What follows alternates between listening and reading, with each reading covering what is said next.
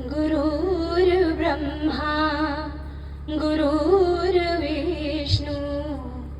गुरुर्देवो महेश्वरा गुरुर्साक्षात् परं ब्रह्मा तस्मै श्री गुरुवे नमः।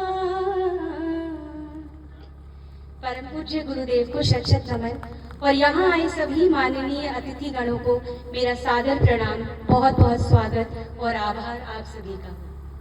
आज जो घट रही है वो कोई साधारण घटना नहीं है। प्रतापगढ़ लालगंज झारा की इस पावन माटी पर आज एक सुखद आरंभ हो रहा है जो मेरे देखे प्रचंड है। यह यज्ञ है जिसकी आज घोषणा हुई। आज का यह दिन यहाँ के इतिहास में अंकित हो जाएगा।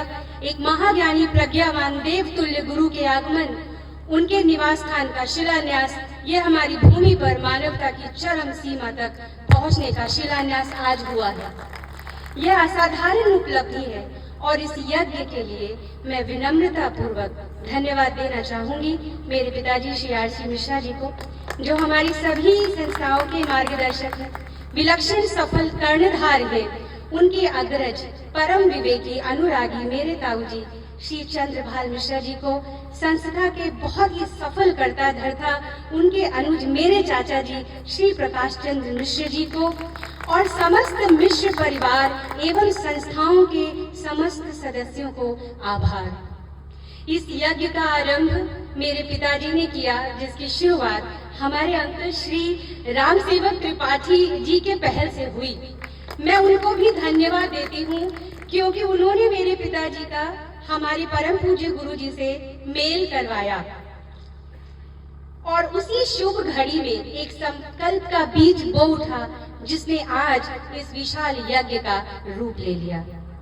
मैं शुभकामनाएं देती हूँ मेरी प्रतिभाशाली बहन रीमा मिश्रा जी को, जो पूरे जोश, हिम्मत और लगन से अगुवाई करती हैं संस्था के सभी संकल्पों का, और मेरे भाई गौरव मिश्र जी को, जो पीछे से संस्था की ढाल है और इन दोनों के सफल नेतृत्व में बड़ों के आशीर्वाद के साथ यह यज्ञ आगे अपने लक्ष्य को प्राप्त होगा। सर्वोपरि मेरे आदरणीय गुरु जी, आपको बारंबार नमन और साधुवाद कि आपने स्वीकृति देकर इस यज्ञ का शंखनाद किया।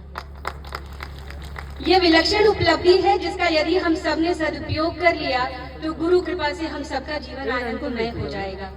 आज मेरे देखिए यहाँ आए सब अधिकांश लोग कुछ न कुछ बन के बैठे हैं।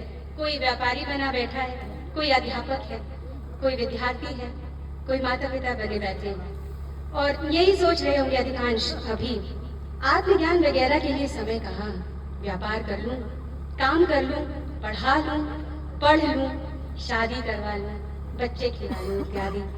और जब बुढ़ौती आएगी, तेल चुक जाएगा, तो बैकुंठ में पैर धरने से बस थोड़ा पहले आध्यात्म और मोक्ष के बारे में भी सोच लेंगे।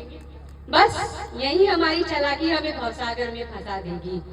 आत्मज्ञान अगर आज नहीं, अब नहीं, तो भूल ही जाइएगा कि हमारे जीवन में कभी भी घटित होगा। जीवन आज जी रहे हैं, सुख दुख के चंगुल में आज फंसे हैं, अज्ञानता ने आज जकड़ा हुआ है और जागृत कल होंगे। क्या बात है। गुरु जी की आज्ञा हो तो कुछ पंक्तियां गा दूं हमारे जैसे बेहोशी में जीने वालों के लिए। जीवन की घाटी में, अंतस की माटी में उग आए टीस भरी घाव, तेल सभी चुक गया अंतर के दीप का, लुट गया हर मोती आँखों के सीप का। शोक में अकेले में, सुधियों के मेले में, मिलाप में केवल भटकाव है।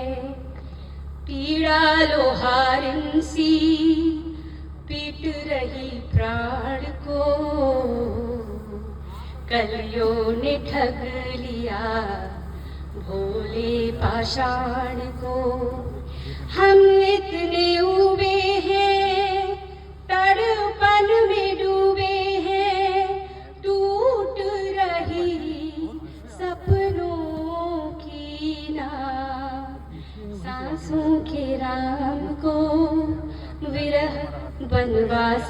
हुआ, आंसू की गोद में मन का विकास हुआ। हाफते खिलाड़ी हम, बहुत ही अनाड़ी हम, हार गए जीवन का दाव। होश में आ जाइए, होश में जीने का नाम अध्यात्म है, आत्मज्ञान है। जहां पर खड़े हैं वहीं से शुरुआत करिए। यह आत्मज्ञान हमें एक सर्वसंपन्न महाज्ञानी गुरु ही दे सकते हैं। इसलिए कुछ और बन के मत बैठिए, आज साधक बन जाइए और अनाड़ी से खिलाड़ी बन जाइए, जीत लीजिए अपने जीवन का दांव। कुछ आवश्यक बातें मैं यहाँ बैठे अपने हमारे विद्यार्थियों और युवा मित्रों से के लिए कहना चाहूंगी। झूठ है कि भारत का सबसे अनमोल हीरा कोहिनूर विदेशियों ने लूटा। नहीं, ये बात झूठ नहीं है कि विदेशियों ने कोहिनूर लूटा, लेकिन वो सबसे अनमोल हीरा नहीं था। भारत का सबसे अनमोल रत्न तो ऐसा है कि कोई भी उसे छीन नहीं सकता। जानते हैं क्यों? क्योंकि वह तो बांटने से और बड़ा हो जाता है। युगों से हमारे देश के प्रज्ञावान महान संतों ने दुनिया भर में जा जाकर बांटा है। क्या बांटा है? आत्मज्ञान, ब्रह्म ज्ञान, मोक्ष ज्ञान।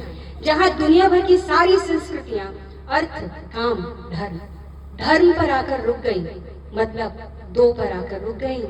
मैं हूँ, मेरा ईश्वर है। वहीं पर उसी के ऊपर शिखर पर हमारे भारत के संतों ने अद्वैत का महाज्ञान, मोक्ष का बोध कराया।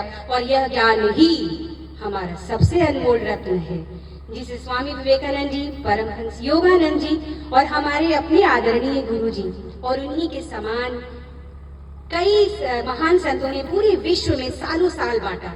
और आज भी यह परंपरा चलती जा रही है। ये बातें मैं आपको इसलिए बता रही हूँ कि जब तक युवा वर्ग इस मुहिम का हिस्सा नहीं बनेगा, तब तक यह अथक प्रयास सफल नहीं होगा। और हमारी युवा पीढ़ी भटकी, उसका बड़ा कारण भी कहीं ना कहीं हम हैं। हमारी शिक्षा प्रणाली है, हमारे पाठ्यक्रमों में कहीं भी वेदांत ज्ञान, उपनिषद का ज्ञान या गीता ज्ञान नहीं है। विद्यालयों में कहीं भी आत्मज्ञान की शिक्षा का प्रावधान नहीं है। और घरों में रूढ़ियों के चलते, कर्मकांड को देखकर युवा पीढ़ी हमारी सभ्यताओं का, मान्यताओं का हास करने लगी। उन्हें सब गप्पबाजी और ढपोशम लगने लगा, क्योंकि हमने इन मान्यताओं को, जो सांकेतिक हैं, परम सत्य की ओर जाने वाली सीढ़ियों को उसके बारे में ना तो स्वयं जानने की कोशिश करी, ना अपने बच्चों को बताया। परिणाम भयानक हुआ। हमारे बच्चे इस अनमोल धरोहर आत्मज्ञान से वंचित रह गए। आज मेरी आप सबसे विनती है, जो बीत गई वो बात गई, जब जागो तब सवेरा। हमारी युवा पीढ़ी आज इस बात के मर्म को समझ गई तो नई सुबह का आरंभ होगा। मैंने अपनी बात जहां शुरू करी थी वहीं समाप्त करूंगी कुछ पंक्तियों के साथ। आरंभ है प्रचंड बोले मस्तकों के झुंड, आज जंग की घड़ी की तुम गुहार दो। आन बान शान आके जान का हो दान, आज एक धनुष के बाण पे उतार दो। मन करे सो प्राण दे, जो मन करे सो प्राण ले, वही तो एक सर्वशक्तिमान है। कृष्ण की पुकार है, ये भागवत का सार है, कि युद्ध ही तो वीर का प्रमाण है। कौरवों की भीड़ हो या पांडवों का नीड़ हो, जो लड़ सका है वो ही तो महान है। जीत की हवस नहीं, किसी पे कोई वश नहीं, क्या जिंदगी है ठोकरों पे मार दो। मौत अंत है नहीं, तो मौत से भी क्यों डरूं, ये जाके आसमान में दहाड़ दो। आरंभ है प्रचंड। याद रखिएगा, जहां संग्राम नहीं वहां राम नहीं। और गीता का ज्ञान युद्ध भूमि के बीचों बीच दिया गया। यह आत्मज्ञान है। योद्धा चाहिए, बालक बुद्धि नहीं।